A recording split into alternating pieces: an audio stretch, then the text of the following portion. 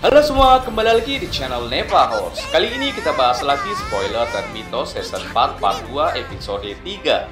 Kakek tua yang membawa tas jerami. Ini hanyalah spoiler dan prediksi saja. Benar dan tidaknya kalian simpulkan saja ya. Frame pertama kita diperlihatkan Duri yang sedang menangis terseduh-seduh. Belum tahu kebenarannya, tetapi dengan spontan Genbi langsung menjawab, "Hai, kalau kamu terus saja menangis seperti itu, makhluk akan muncul lalu menculikmu." Ya, episode kali ini tidak lain adalah makhluk kakek tua yang membawa tas jerami. Kakek tua itu berkeliaran dengan membawa tas jerami dan menculik anak kecil yang menangis, lalu memasukkannya ke dalam tas tersebut. Seperti yang dikatakan Haribo, ada suatu penyebab dari menghilangnya anak-anak tanpa jejak saat malam hari. Salah satu penyebabnya adalah karena makhluk kakek tua yang membawa jerami mengejar dan menangkap anak kecil yang menangis tersebut. Namun, ada suatu kejanggalan, sorot mata dan perilaku orang-orang dewasa yang ada di samping anak kecil yang menangis itu.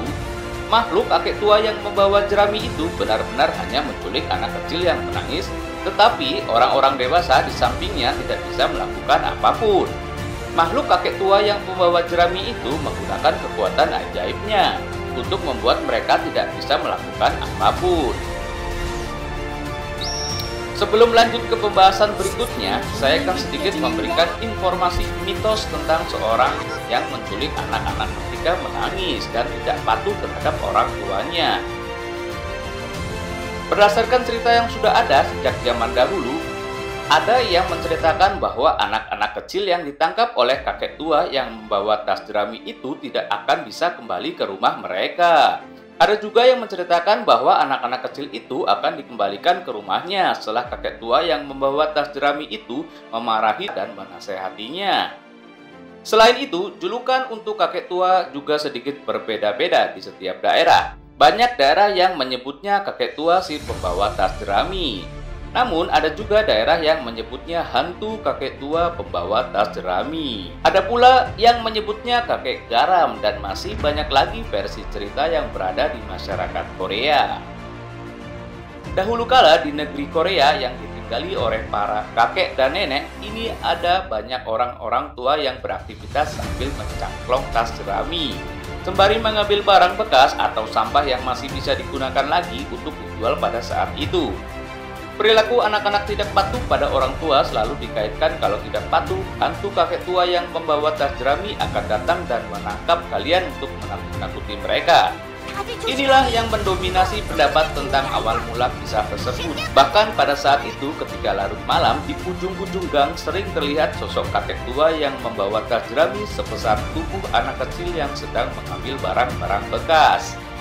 Beranggapan bahwa sosok kakek tua tersebut merupakan sosok yang menakutkan bagi anak-anak kecil. Selain itu, di negara lain pun juga beredar cerita yang mirip dengan kisah hantu kakek tua yang membawa tas jerami. Di Jepang, sosok hantu itu tidak berwujud seorang kakek tua, melainkan seorang laki-laki dewasa. Dan jika anak-anak kecil yang menangis, maka hantu yang diceritakan dalam kisah Kama Sulaiki itu akan memasukkan anak kecil yang menangis ke dalam tas jerami dan membawanya pergi.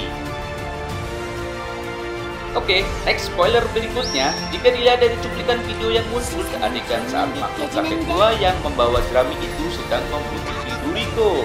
Duri yang mengetahui dirinya sedang dibuntuti makhluk kakek tua pun berusaha untuk menyerangnya. Dan dengan sigap, Duriko mengeluarkan kekuatan bola makhluknya untuk melawan makhluk kakek tua tersebut. Mampukah Duriko mengalahkan makhluk kakek tua yang membawa jerami itu? Kita lihat saja nanti guys. Selain itu, di episode 3 ini akhirnya kelompok pengusir makhluk Guido benar-benar muncul dan mulai bergerak aktif. Di episode 2 sebelumnya, Guidogon bertanya kepada Guidoyon apakah persiapannya sudah benar-benar selesai, dan Guidoyon menjawab ya. Berdasarkan info yang sudah dirilis sebelumnya, kelompok pengusir makhluk Guido sepertinya berusaha mengambil bola makhluk yang dimiliki Haribo dan Yuri.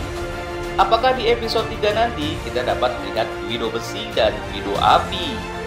Selain itu, tampaknya kemunculan Guidoyon pun sudah dapat dipastikan. Nah, itulah cuplikan singkat serial Sing Behouse Season 4 Part 2 episode 3. Sekali lagi, ini hanyalah spoiler dan prediksi saja. Benar dan tidaknya kalian simpulkan saja ya. Yang belum subscribe, jangan lupa subscribe. Dan buat yang sudah, jangan lupa like and comment. Saya Evan, untuk selanjutnya.